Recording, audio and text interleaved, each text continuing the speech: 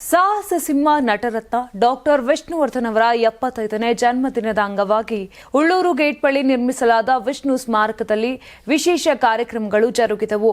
ವಿಷ್ಣುವರ್ಧನ್ ಅವರ ಪತ್ನಿ ಭಾರತಿ ವಿಷ್ಣುವರ್ಧನ್, ಮಗಳು ಕೀರ್ತಿ ವಿಷ್ಣುವರ್ಧನ್, ಅಳಿಯ ಅನಿರುದ್ಧ್ ಹಾಗೂ ನೂರಾರು ಅಭಿಮಾನಿಗಳು ಸ್ಮಾರಕಕ್ಕೆ ಆಗಮಿಸಿ ಪ್ರತಿಮೆಗೆ ಮಾಲಾರ್ಪಣೆ ಮಾಡಿ ಪೂಜೆ ಸಲ್ಲಿಸಿದರು.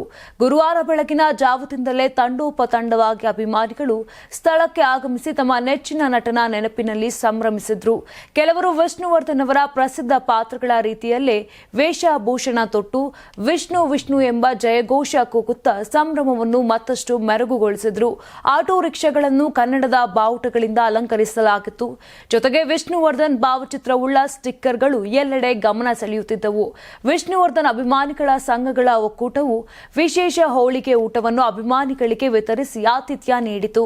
ಇದೇ ವೇಳೆ ಅನೇಕ ಅಭಿಮಾನಿಗಳು ರಕ್ತದಾನ ಮಾಡುವ ಮೂಲಕ ಸಮಾಜಮುಖಿ ಸಂದೇಶವನ್ನು ಸಾರಿದ್ರು.